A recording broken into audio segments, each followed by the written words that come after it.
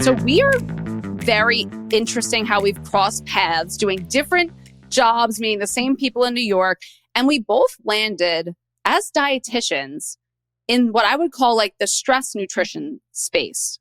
I want to hear how you landed yourself into this stress nutrition dietitian space. Yeah. Well, like most of us, my professional career has evolved into this because of my own personal experience, my own personal struggle, which began, ironically, maybe not so much, the year I started practicing as a registered dietitian, like out of school. And, I was no longer kind of held by the training wheels of just like school and rules, just which was very easy for me to just like go along with, abide by, study for a test, pass it. You're going to be successful in life. Like that was kind of what I was taught to do and was comfortable with. And so jumping into a job, which I would have called my dream job at the time, which was working for a big, beautiful health club. I was their head dietitian at like 22 years old. I was on the personal training team. And it was just a lot all at once. Talk about just what stress is in general. And I also had a lot of like imposter syndrome and just expecting myself to know things and do things that I never learned before. And so I just put a lot of pressure on myself. So it was a combination of coming into a new job, being a lot over my head, not really asking for help, and then coinciding, I was really going through a tough time with my family at the time, just with some mental health struggles and just like parental crisis stuff that was happening at home. So like in hindsight, I really didn't feel safe anywhere. Like work was extraordinarily stressful. Home life did not give me a reprieve from that. And so like 6 months into this job, anything that I'd historically kind of taken for granted in terms of my health, eating food, the food that I was eating, the workouts I was doing, everything just totally fell apart. I found myself like 30 pounds heavier in just a few short months. But even more so than that, like my mental health just totally, I became a shell of myself. I experienced anxiety. I was experiencing, what I figured out was depression, but I would just say like I felt gray at the time. Like I didn't care about anything. Everything felt overwhelming. I would sleep and sleep and sleep and never feel rested. I just like wasn't excited about anything. I just like was not myself.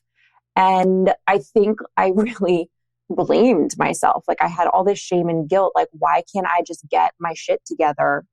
And so I would go into dieting harder, which lasted literally like 2 days because you would just do extreme things and then you would feel guilty about not being able to keep those things up. So this cycle really continued for like up and down, probably 10 years. Like there were many times in between this where I was figuring things out, but I would really say like it was a solid like 7 to 10 years before I really understood what was going on. And I'll just say the thing that like was the catalyst for me was movement. And at the time it was exercise, meaning like I would go to the gym or I would do a class or something. But it was like one specific moment I can remember where I felt really different. Like I felt like myself again after moving my body. And that was the first time that I had ever made that connection. And it was really powerful because I felt like I'm still in here kind of a feeling. Like she's still in here, this person I've known my whole life. She's like not gone. And that moment really spurred my curiosity, my passion, my obsession with why does movement help my mental health? What is it about this concept that, is it just like a one-off thing? Is this something that can apply to other people? Why haven't I heard anything about this? Why have all I heard about anxiety, depression, or just mental health struggles revolve around therapy and medication? And so I just started to like do research and experiment with things in my own life. And that's kind of led me on an evolution to where I am today. There's so many practitioners and clients and listeners who can identify with your story. Christine, did you go through what I would call like the medical pipeline first? So that would be First, you went to allopathic medicine doctors and they said, hey, you have anxiety and depression, you should medicate it. And then you went to functional medicine doctors and they said, oh, you have HPA axis dysregulation. Let's get you a Dutch test. Let's get you adrenal supplements.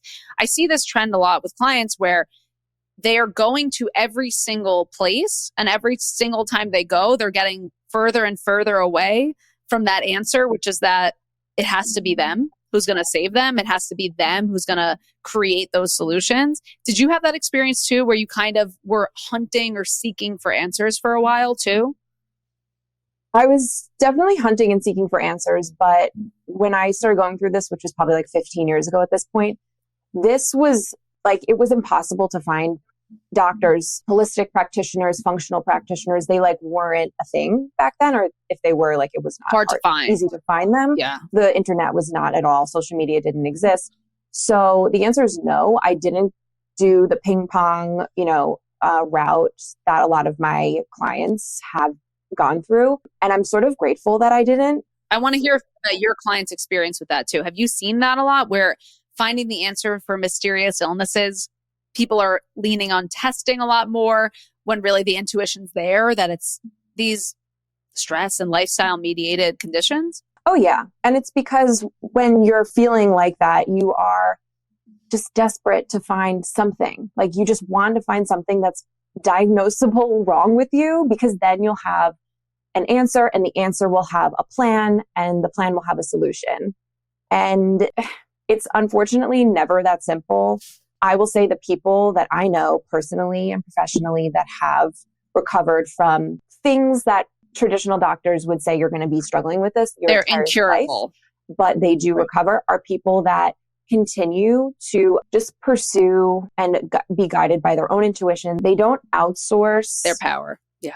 Their power away. They continue to search and get answers and put the puzzle pieces together, but they do have to like figure it out themselves. Thank you for saying that. In your story, it's particularly interesting because you had the dietitian degree already. You had dipping your toe, I'm sure, into what looked like holistic medicine at the time. But even you, and this is the same for myself, and I still struggle with this as we all do, we can't understand that stress is really a root cause of a lot of the health conditions we see. Why do you think it's so hard for us to wrap our heads around the fact that stress is driving these conditions? I think it's because stress has always been this just like ambiguous term that just describes like a feeling. It's just been this word that we just kind of throw around, and it hasn't had the actual like weight in terms of what it does internally to ourselves, as we know now, or at least have a better understanding of now, like as practitioners. But still, like for how many years, my entire life, people would say, oh, it's something, whatever, you have an issue going, oh, it's just stress, right?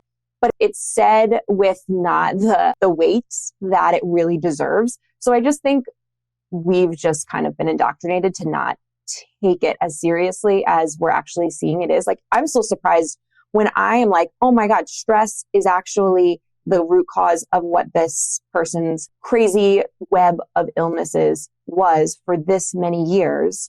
And I think also it's our job and our responsibility to define what stress is and what that means internally, because there are so many different root causes of stress. It's not just I feel stressed because I have two full-time jobs. I have a family. I sit in traffic for 3 hours a day. And then I have to drive my kids here and there. And then my mom is sick, and I might have been bitten by a tick when I was a kid. I don't know. Like, you know what I mean? So it's really our job to help people, I think, understand what that is. I think that's the meat and the potatoes of this episode that we're going to get into, because you are so masterful at helping put the tangibility behind stress. I think that's the issue, is that we use stress to write things off, but we don't use it as an actual accountability piece, right? So we'll say, oh, you know what? It's just stress. And that's almost like how healthcare professionals gaslight people, actually. They say, it's just stress. It's just anxiety. Get over it. If we flip it on its head, we would be saying it's not just stress. It's all stress. It's stress. We have to focus on this. I think people don't have the tools. And like you said, stress is this ambiguous concept for so many people. Even the word cortisol has become ambiguous. Everyone's kind of co-opted these terms, somatic, trauma. We just hear them all over the place. So let's really define what these terms are and really talk about how they work cellularly, spiritually, and in those ways. So when it comes to just the word stress, Christine, what would your definition of stress be? Overwhelm. Just too much, too soon, too much at once, too much all the time for an extended period of time. So you're one of the practitioners who really, I'm assuming, would allude to kind of that stress bucket piece where it's like, if it's a physiological stressor or a mental stressor, it all accumulates to a point of basically too muchness, essentially. Yeah. You could definitely say that. Mm-hmm. Yeah. It's the accumulation and the compounding, over time.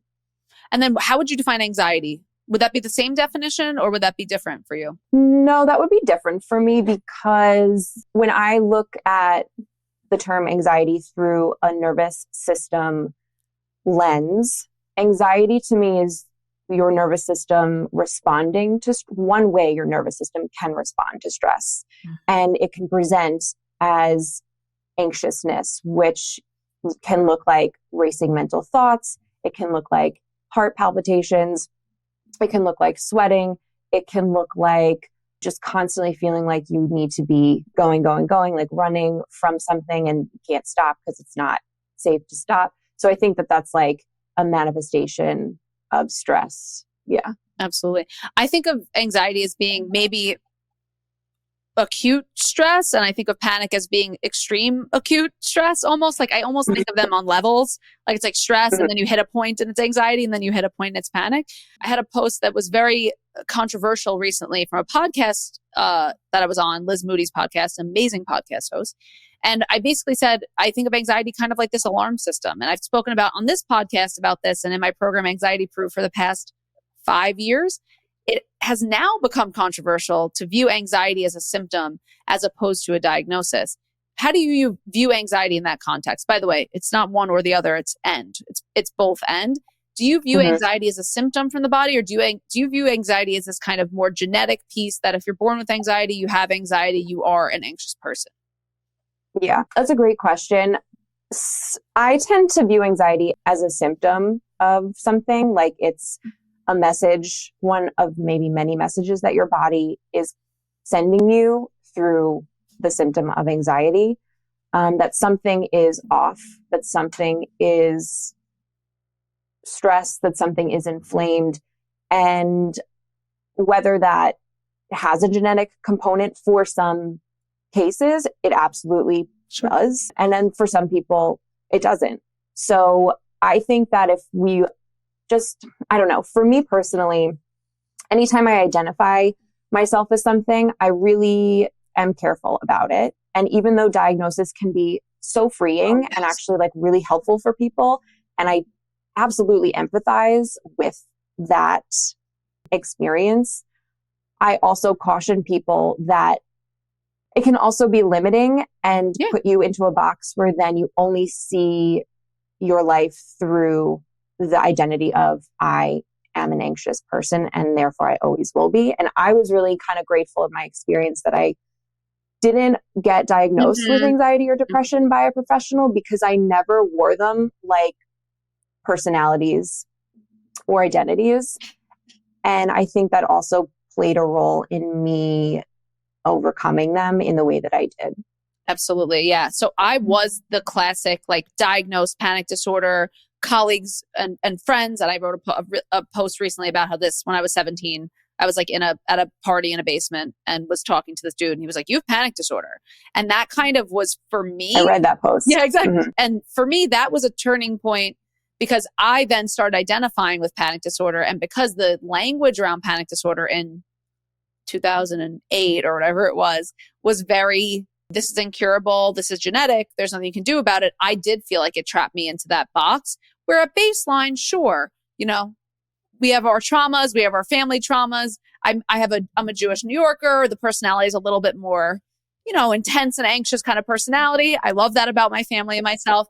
But when it became a different beast for me, like you said, when I started identifying as that person with panic disorder. However, to know what the heck was going on with me was a panic attack was helpful. Like you said, when you have all these symptoms happening and you're like, what is going on? Because a panic attack can look like a heart attack. It can feel like all these different conditions. So to know that it was something that was mental, spiritual, physical was a release for me and a relief for me in some ways. So there's a couple different things that play into all of this. When you mentioned before that, you said when I had realized and put the pieces together that I was experiencing depression, does your definition of depression also differ from what people may think depression is? Tell us how you would define depression. I define it as that feeling of emotional, mental, physical fatigue. I experienced just like very low mood, and my thoughts were always just very hopeless feeling, like nothing I even do will ever help me. It's a vortex. It pulls you in. It's a vacuum, and it is a powerful one at that. I experienced disassociation.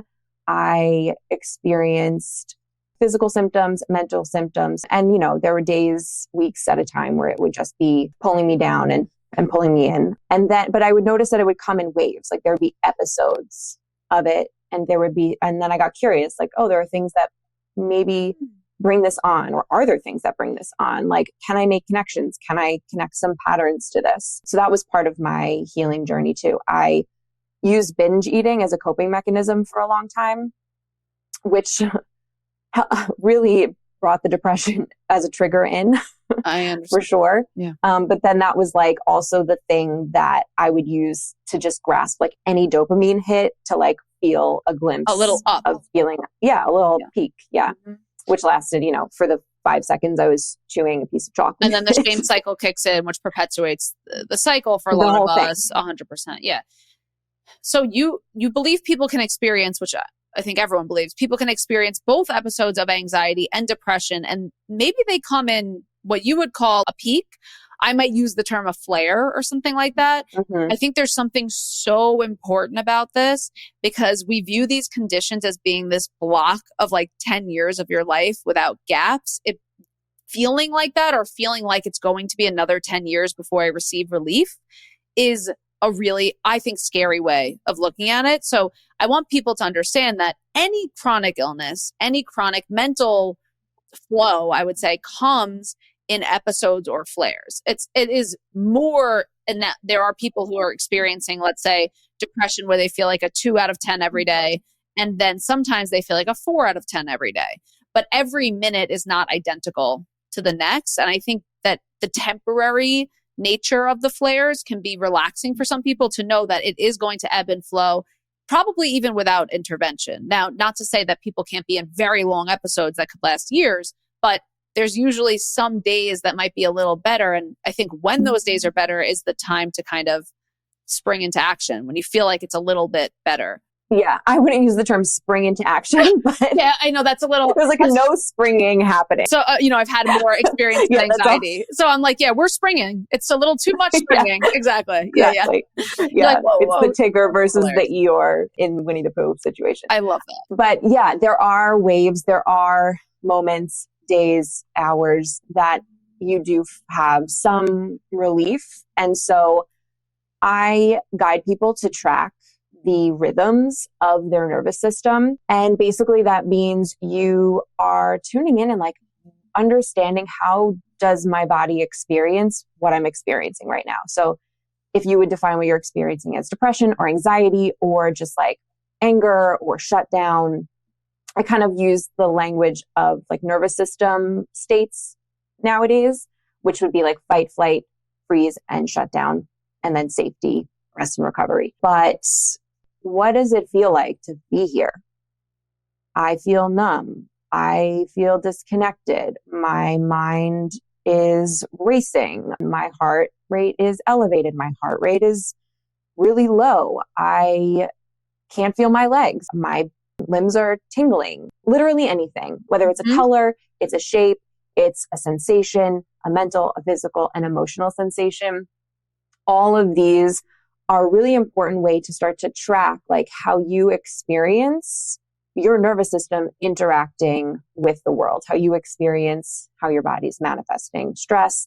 And even if you have something else that your stress is manifesting as, some other kind of chronic illness, there's still ways that you can start to track this. And then when you get to know what it actually feels like in the experience of it, then we can like move on to the next piece, which is practicing not forcing or trying to shift yourself out of that immediately. Once you identify like, oh my God, I'm in the thing, like it's happening. What do we do? It's actually not about trying to like force yourself to shift out. It's actually kind of being with the experience of it, even if it's for like a minute at first, before you go and you need to like distract yourself or disassociate away from it or numb away from it.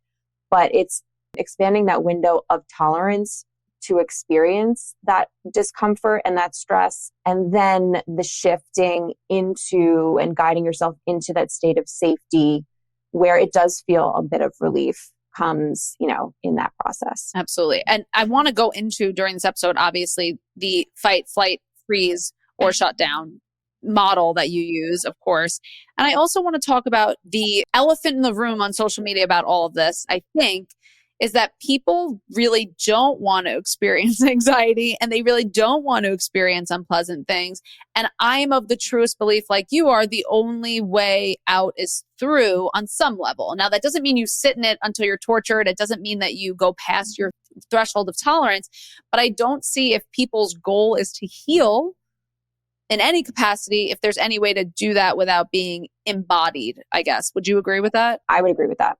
Can you tell us from a nervous system perspective why being embodied or being inside of your body and experiencing symptoms can help to ultimately reduce these symptoms in the long term? How does it help? What is it doing? What's that communication between your body? Great question. For me, being embodied means being in the present, like fully experiencing the moment through my senses, your five senses, your emotional senses, whatever. And when you're doing that, your body feels safe. Like your nervous system is not in, let's just say, like an alert mode or a chronic alert mode because you're connecting to something here. So in my personal experience, and I've seen this play out professionally now for like the last 5 years I've been practicing this, is that there's a lot of answers that your body is trying to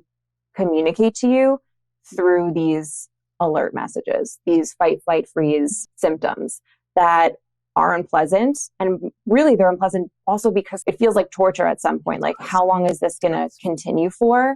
And then you just like want to disconnect from it as long as possible.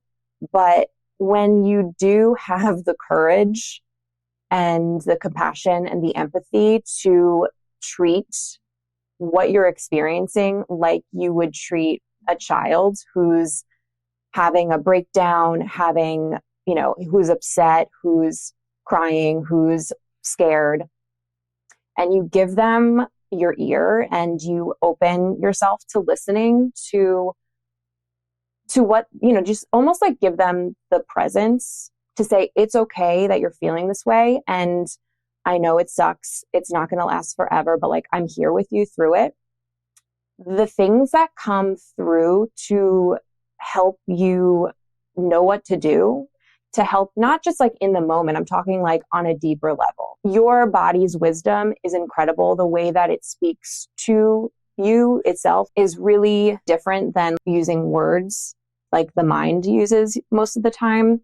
And so like, even if you have like a knowing, but you've been avoiding that knowing, or there's a conversation that you should be having, but you've been avoiding it, like these messages come through and I think help you take small actions to make these improvements to help the healing that needs to be had on, a deeper level, whether that's something from your childhood, your experience growing up.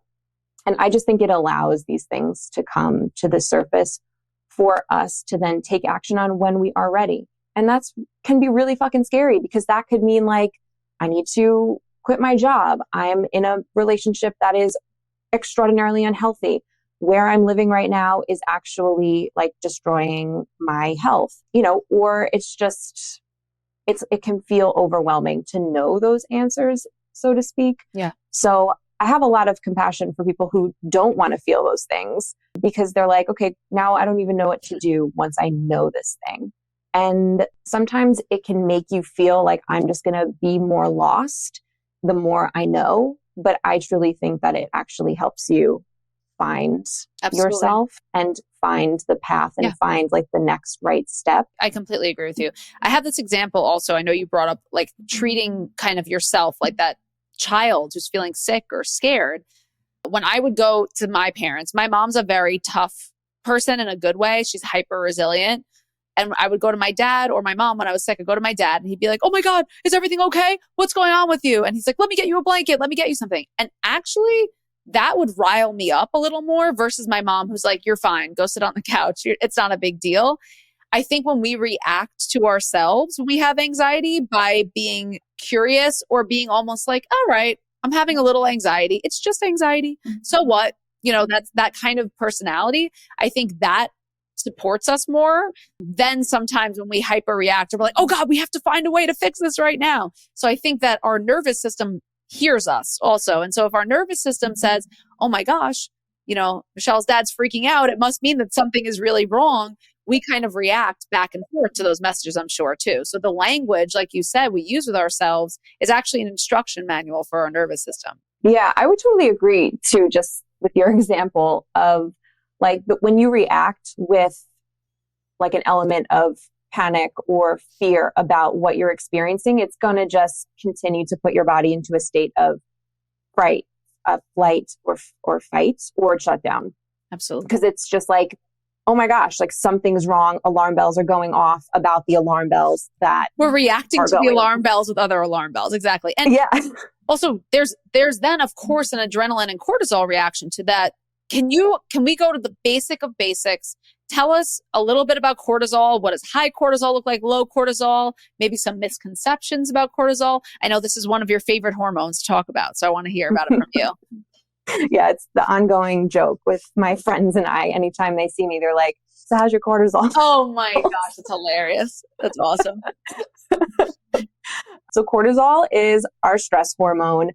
One of them. It's released when we experience short-term stress, like, you're driving, all of a sudden you need to slam on your brakes, right? You feel the rush of adrenaline, and a short while later, cortisol will also increase, and then it all kind of comes down like a little hill with a peak and a gradual decline. But when you experience chronic stress of any sort, which we do just because of modern life, your adrenal glands, which are the glands that produce cortisol, through your brain telling them to produce the cortisol, will pump this out on a consistent basis, basically. And so what was helpful evolutionarily is now actually working against us because too much of anything is just not a good thing. Absolutely. And so when we have chronically high cortisol levels, it's going to keep our body in that state of stress and alert at all times, even if this is low grade. And so in a high cortisol state, people will find themselves more jittery. They'll find themselves more anxious, more restless. They have trouble kind of like sitting still for even a short period of time. Sometimes they always kind of need to be going on the move and on some way or another. So whether that's like aggressively moving towards something, and even like I can think back to me being just like this type A, like need to have 7 side hustles going on at all times and just like saying yes to a million things, was a version of how I was experiencing having high cortisol in like a fight kind of go state. Sleep becomes an issue, falling asleep, staying asleep. With the impact of blood sugar and cortisol, your weight can start to change. The way that your body holds on to body fat is going to change. It's going to hold it more around your midsection. And this is all because your body is evolutionarily preparing you for a long, stressful something, a long, stressful winter, right? And so it's saving all this extra fat for you to survive on, essentially. So it's all the brilliant mechanism of the body's survival. Design. Low cortisol, which can tend to happen once, let's just say like you've had a lot of high cortisol for an extended period of time. And then the body, the way it's designed, it actually like underproduces cortisol. Yep.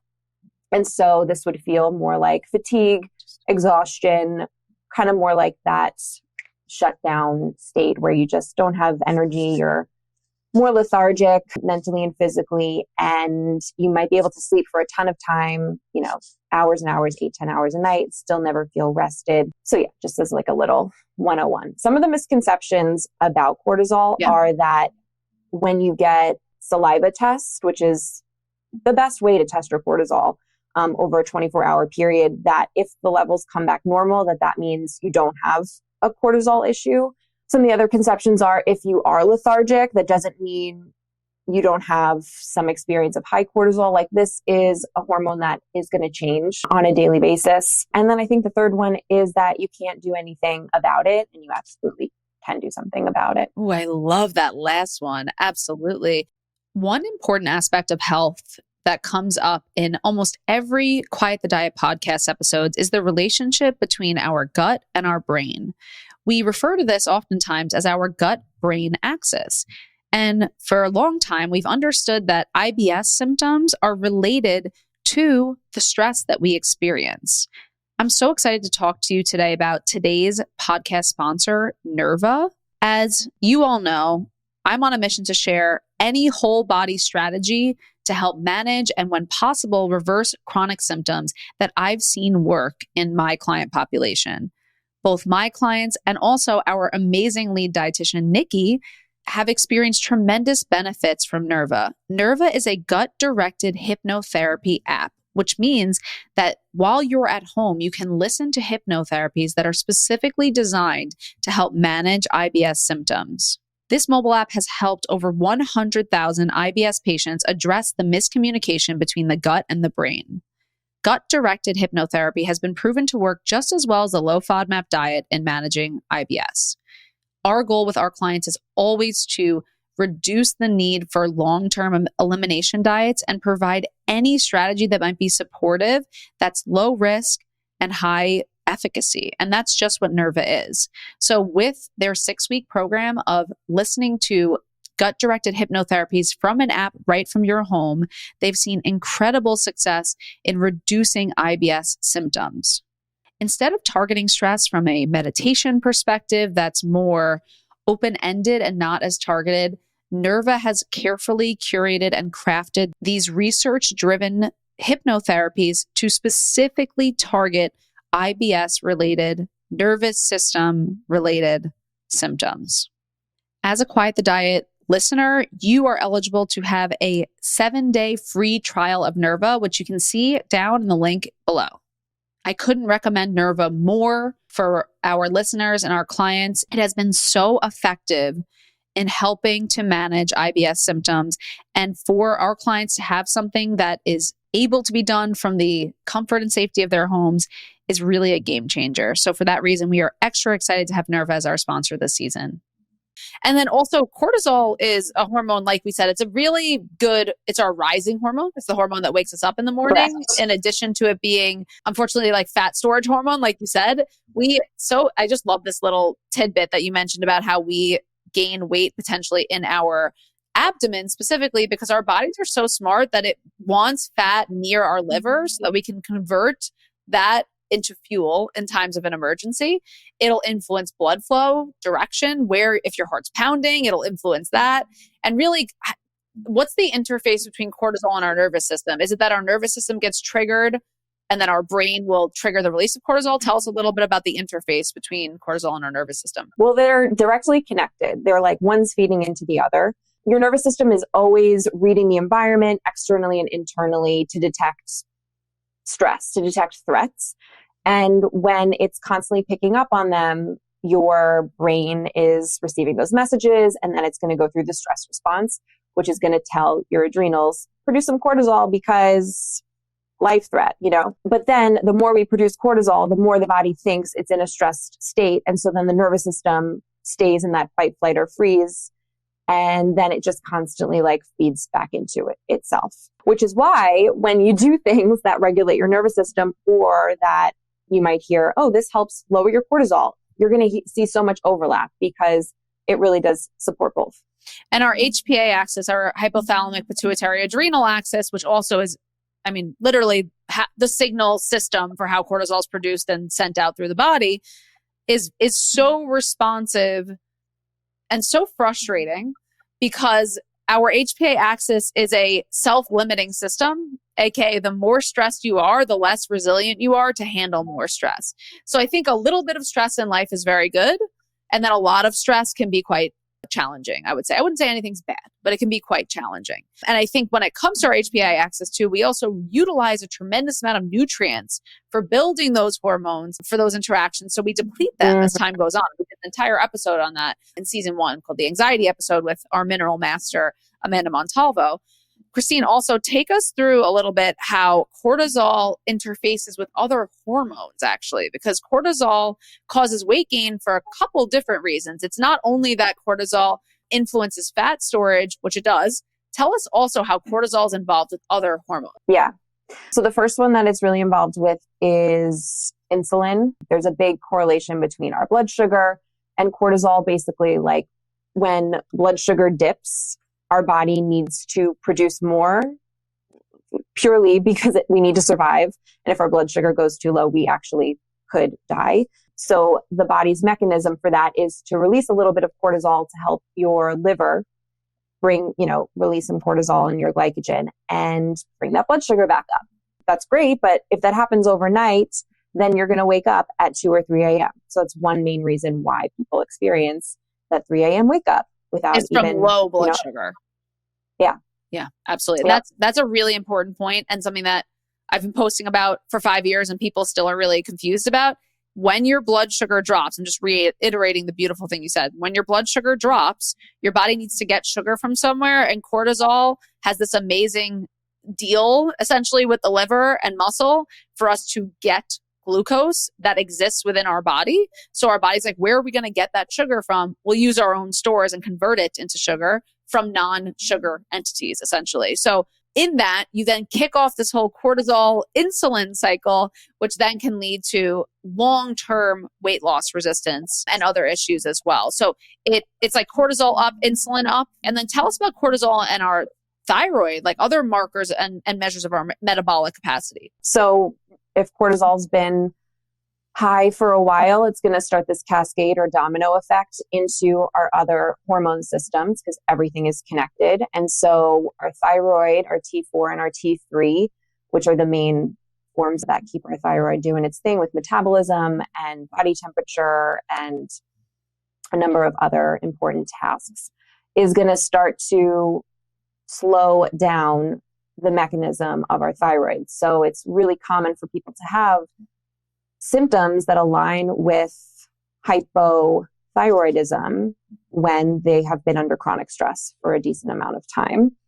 This is also going to pull more minerals and more reserves out of your body, which is just going to put more stress on your body. Again, something that just continues to feed into the stress cycle.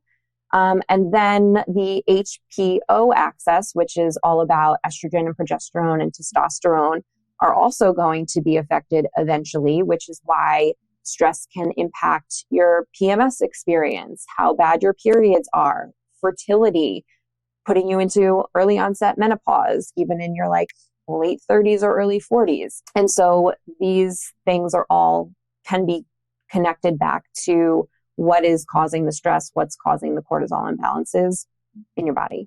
And would you say cortisol is responsive to physiological stressors as well as mental stressors? So if you have a lot of autoimmunity happening or you have a lot of gut issues, would you say cortisol is also responsive to those? Yeah. Absolutely. Yeah, it's our cells. If our cells are experiencing stress, it doesn't really matter where the stress is coming from, because at the end of the day, the stress in the cell looks exactly the same. Exactly. So that's a crazy concept, by the way, that our body experiences mental stress the same way it experiences physiological stress. So that'll leeway us also into this fight, flight, freeze, or shutdown piece of the conversation. Give us one sentence definitions of each of those reaction states to trauma or stress. So, for example, with the flight state in response to stress, it's like wanting to run as far away from what you're experiencing, which is why anxiety is probably under the term flight. With fight, it's you want to fight, get, your way to safety and survival. With freeze and shutdown, it's interesting because it's like two sides of the same coin. So with shutdown, it's more the response where like you become limp. Okay. And the freeze part would be like frozen panic. Are you explaining that these are experienced physically or these are mind experiences? Like if it's flight, are you having racing thoughts? You're like, I gotta go. Or are you literally running? Like tell us about that. So it can be in both. You can actually manifest them as your thoughts racing, or like you physically cannot sit down and stop moving. It's like uncomfortable to just like rest. Many people say meditation's impossible for me. I don't like to sit down and do nothing. They're either on their phone, all the time, or shopping or doing something to distract themselves. So it can happen both ways.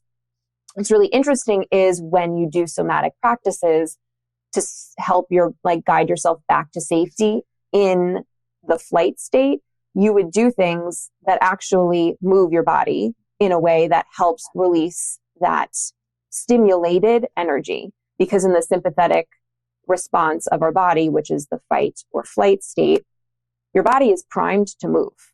Your body is getting all of these messages and chemicals released. You get a burst of energy and your body is like, this is for you to use to get the hell out of whatever dangerous situation you're in.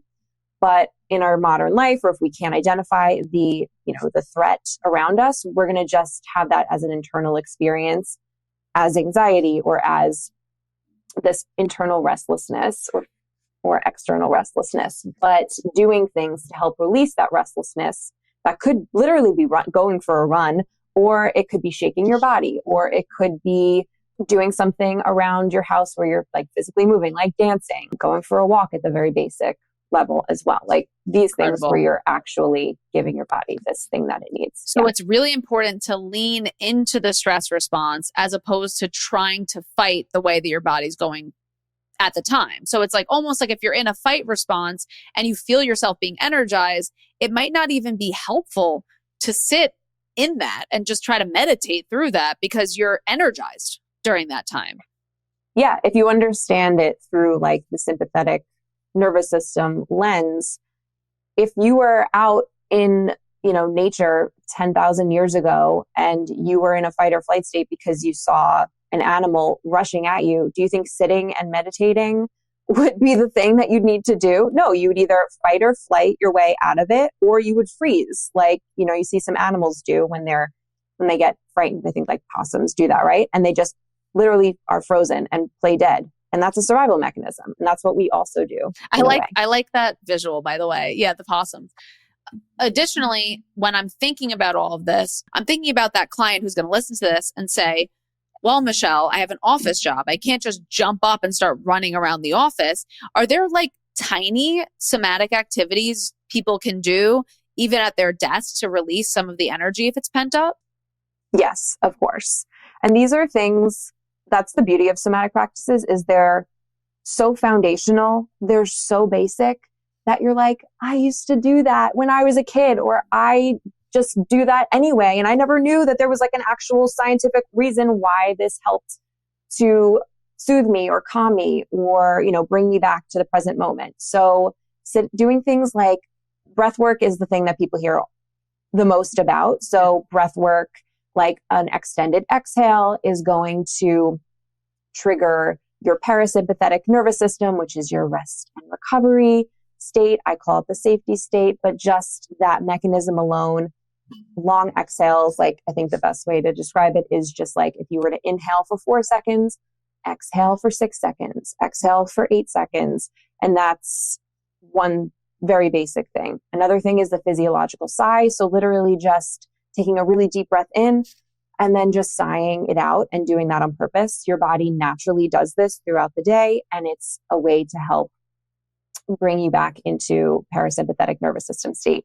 Humming, singing, doing something to orient you physiologically or sensorially to the present moment. So looking around and doing like the 5, 4, 3, 2, 1 thing, like 5 things I can see, 4 things I can hear, 3 things I can touch, 2 things I can smell, and 1 thing I can taste. Even though it sounds so basic, it's bringing your body into a state of the present. I just posted something on my Instagram that basically was like, when you're humming or singing, your mind can't think. It leaves no room for your mind to like go do its thing where it's like racing through all the things that you're worried about.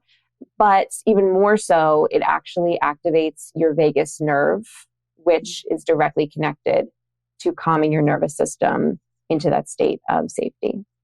Yeah, it's incredible. Those are amazingly helpful tips. And I think these are all really good short-term strategies too for when you're actually in a pinch. I even have clients under their desk. I'll have them kicking their feet or doing things to shake the bottom of their feet, even if they're in a meeting.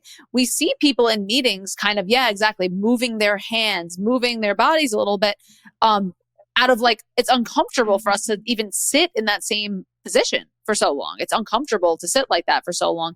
And if we have energy built up, but we don't historically move probably as much as we have in our past or need to, we have to flow with that. So I think a lot of times we try to almost betray our bodies in times of stress, and we try to do the opposite of what's asking of us, right? Like, it's like, I want you to run. And it's like, that's interesting. I'm going to play dead. I'm going to lay down. And I think we need to enhance or roll with what our body's asking us for. So I love that you brought that piece into it.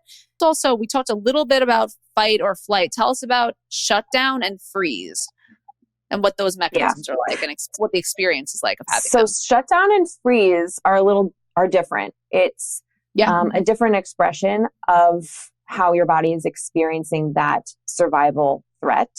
And so in fight or flight, where you would do something that's more stimulating, in freeze or shutdown, you actually want to do something that's almost like melting the ice, if you were to take that visual. And I like to look at it as doing something that's helping like a turtle come back out of its shell. So if you can look at, that freeze or that shutdown is just like you are hiding within, that's like that disassociation feeling, that numb feeling. But you can do things that help gently and slowly, calmly remind that internal subconscious version, nervous system version of you that it is a safe environment to come back out of the shell.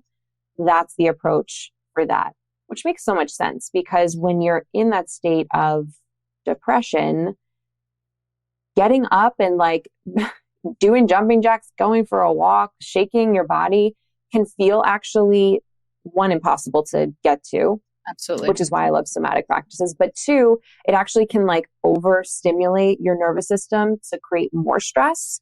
So we don't want to do that. We want to do things like gentle hugs. I love the process of havening, which is just like dragging your fingers down your arms or down your legs. You can do things just to bring you sensorially back to the moment. So you can like gently tap on your body up and down, or even hold it and squeeze it like that. Just give yourself a little squeeze. And through your senses, you're helping reconnect yourself to like feeling your body and take you out of that numb state.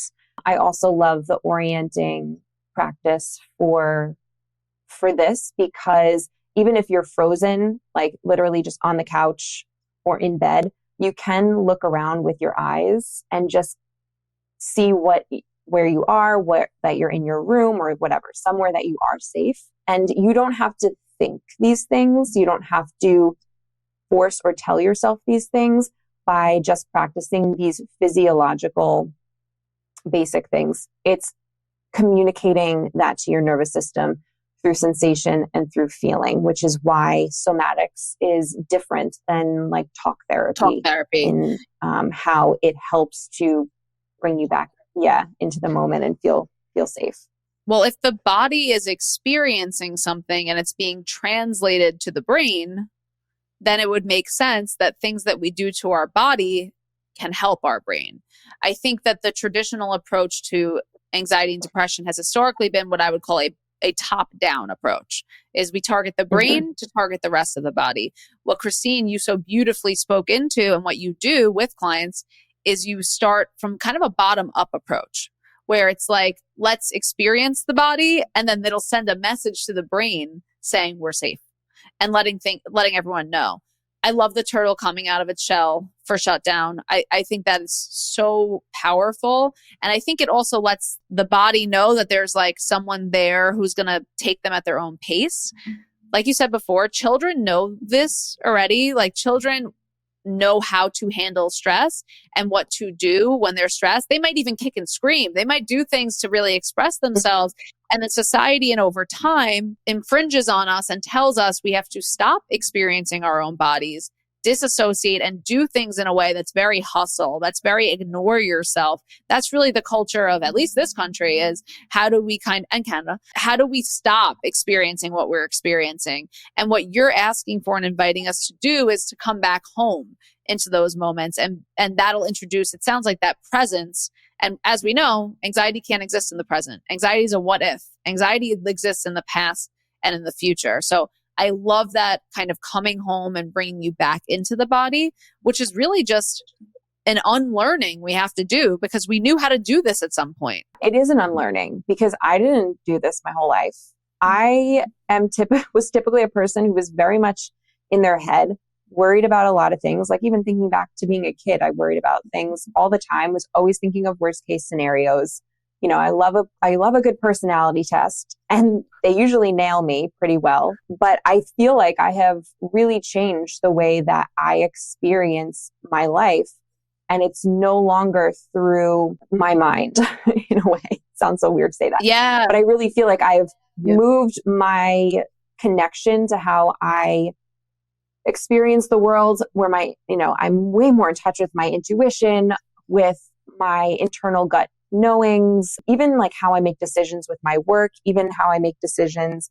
I trust my feelings way more than I have ever done in my life. Whereas I kind of grew up and was conditioned to believe that like your feelings are just an inconvenience and like in the way, and to just like, especially because I grew up in like the bodybuilding culture in my 20s. And so it was like, oh my gosh, it doesn't matter how you feel, just go to work out and go and hit it hard and blah, blah, blah, like excuses and discipline and willpower. And I actually think that none of what I do relies on the energy of willpower or discipline anymore, but I am more consistent, more connected, more successful, more happy than I've ever been, because I've unlearned so much of what I was doing because I was scared to stop doing it. Because I didn't know there was another way. And when I saw that maybe there's another way of doing this, it took me a while to get brave enough to actually start to practice that and like open myself up to that, because I was just so afraid of letting what I had known my whole life go, even though I knew it wasn't working for me. So that was another part of my growth. We have to grieve so much when we let go of what we have lived like. And I think we don't want to let go of it because it's scarier to do something totally new. Thank you for sharing that part of your story. A huge piece of anxiety for many people comes from a lack of self-trust and a lack of not knowing self and not feeling like you're being true to self. And it really sounds like on your journey, that's a lot of the experience you've had, is you're like, I'm going to take out these external ideas about who I am, these external ideas of how I should live, and I'm going to listen to Christine and what Christine needs. And it sounds like that was huge for you in your journey too. It was. I made that intention probably like 3 years ago now, where I said, I want to be in touch with my intuition. Like I want to feel confident making decisions by going inward and not going outward. And I had done that, I think, like with overcoming binge eating and anxiety and depression, like in my everyday life. But there was still times where it really did. It still came in like more of a whisper of it, but it still debilitated me. Like it still prevented me from growing in my career, with relationships, with even just like how I show up as a friend, with like so many small things. But I have changed the way that I view it. I've changed the way that I identify as that person. Like as basic as with my social media growth, which has exploded over the last like year or two. And it was a conscious choice for me to recognize, okay, I do want to grow my business online, but I also have this fear of being seen. I don't think that I'm interesting enough to listen to. What if people just start attacking me for what I'm saying? And so I had to look at all of these internal limiting beliefs that I had about that were coming into like a duplicity with something that I also wanted, and basically disprove them to myself by believing it could be different. And I totally attribute a lot of what has happened since then because of that. Yeah, we had an episode about trauma on the podcast with Dr. Robert Kochko, who everyone's heard me say the name 100 times. And he always says the nervous system learns by example, which means there's no way that you would be able to disprove any of this to your nervous system or your body without actually experiencing it, which is really the same for anxiety. We won't know what it's like to not have anxiety, and we won't ever believe that we'll have less anxiety unless we take those actions to go towards it. Because then when we have less anxiety, our body can say, oh, I believe you now. You have less anxiety now. But we don't know unless we know, because our body doesn't do things by us saying you're going to have less anxiety.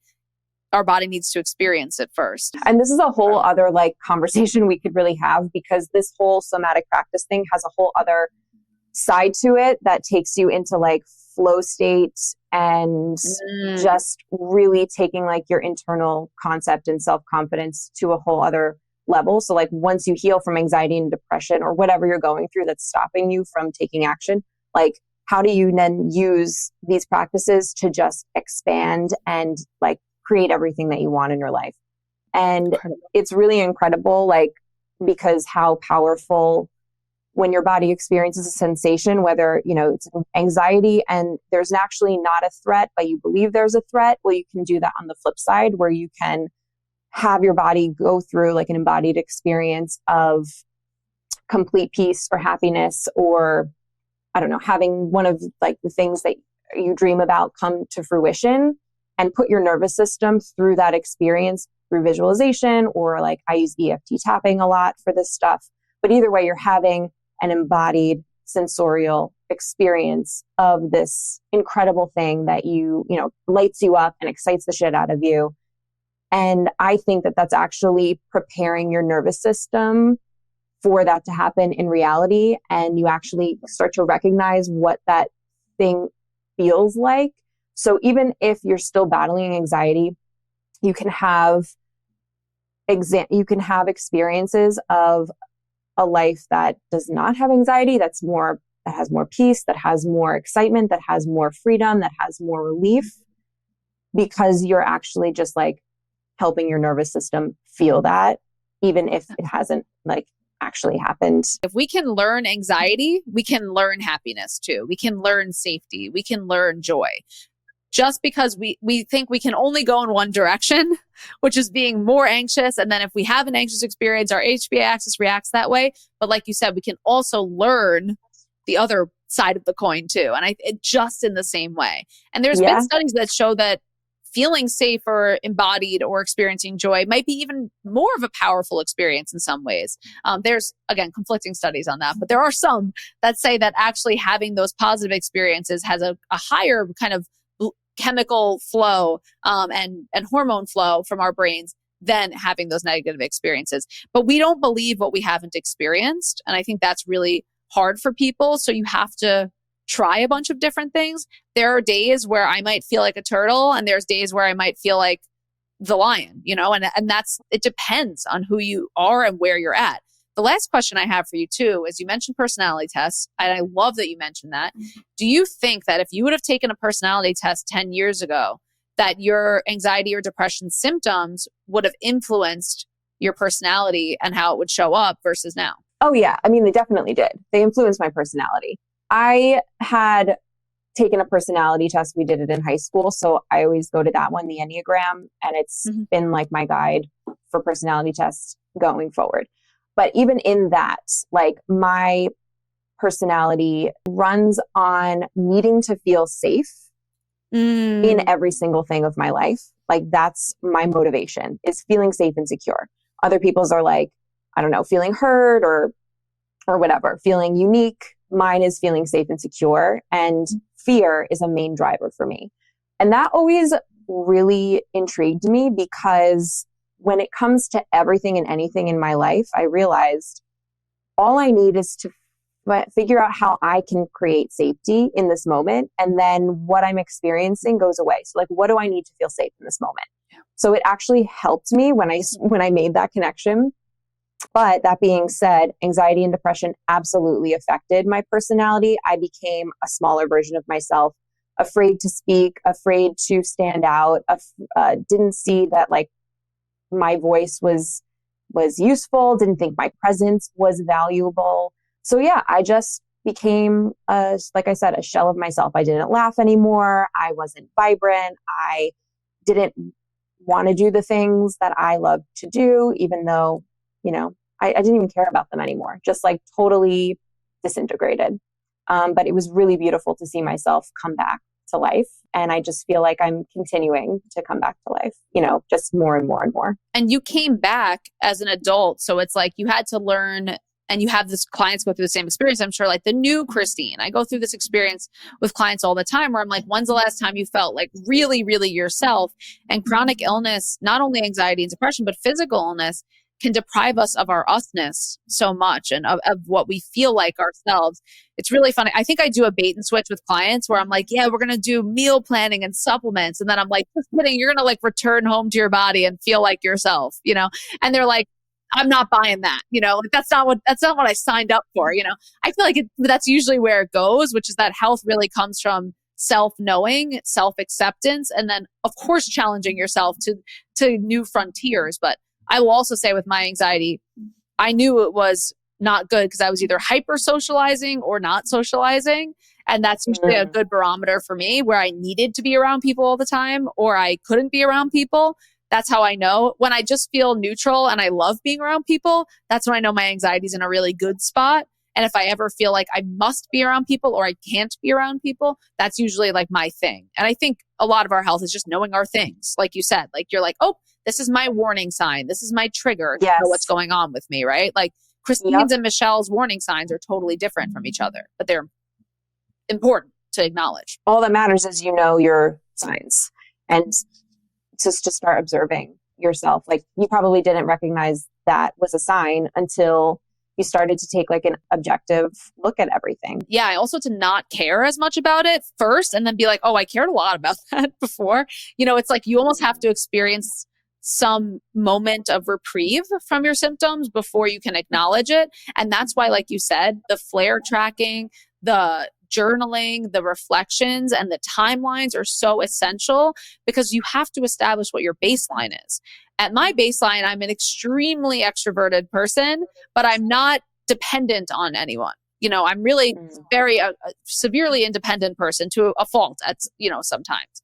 But I think that when I'm not my best and I'm not feeling my best, that's when I am, again, more likely to need other people more than I would normally need them or them to need me more. That's more my thing is I need to be helping everyone all the time. Like that's how I know it's like, all right, you're fulfilling like something inside of you. It's a little too much, but I have to know my baseline is that I'm extremely extroverted. Like for you, Christine, I find you to be very extroverted as well, but you'll know like my baseline of extrovert is I need to be around people or I love being around people 8 hours out of the day, but then I need a couple hours, whatever it is. That's why it's so important to track these things and understand these things and also write down, you know what, this somatic tool really worked for me. Shaking was fantastic for me. Or it wasn't a shell day. It wasn't a hug day. I was like, get off of me when I hugged myself. You have to know how you're going to react to those things and listen to those reactions.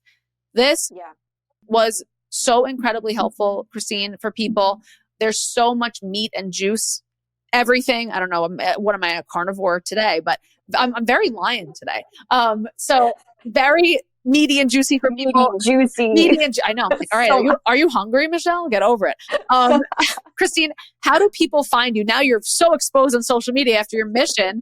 How do people find you, work with you? Please, they're gonna need more Christine after this. Tell them how they can. I love to hang out the most on Instagram. So come say hi, send me a DM. It's just my name @Christine. And I'll put the link below. Yeah. Amazing. Thank you. And then I have a lot of free resources. I think I sent you the one that's about just like somatic serenity practices. So understanding somatics a little bit more. And then I give you a bunch of examples and then like link to a bunch that I show you how to do them. And then I have ones on just like cortisol. I have ones on like hormones and stress. So you can find all of them, you know, in the usual places. But yeah, thank you so much for having me. I love talking to you. I think you're refreshing. I think you're extremely refreshing as well. And even more so now than 8 years ago when we first got introduced by our friend Linda, she was like, Michelle, I'm talking 2016. I'm talking 2016. She's like, Michelle, I met another functional dietitian in New York. Like that's how not a thing it was that I was like, oh my God, that's so cool. Like that we were both functional dietitians and you were. I know. Like, and we totally hit it off right away. Oh my God, we totally hit it off. And like you were much more on the fitness end. Also at the time, like you said, like you were totally on the fitness end then too. But I was like, oh my God, like the coolest person and also another functional dietitian that we all work together. It was like the coolest thing. But even more so now, you're like, I don't know, at full throttle Christine. So I'm just so happy to see it. By the way, we probably had the same trajectory of our selfness. So it's not yay to both of us, but I really do feel your vibrant energy. And I just have to reemphasize it too, that it's incredible to be around and witness. So everyone will find you. You have amazing resources. You'll have all the links in the show notes. Christine, I can never thank you enough. Thank you so much for this beautiful conversation. Thanks, Michelle.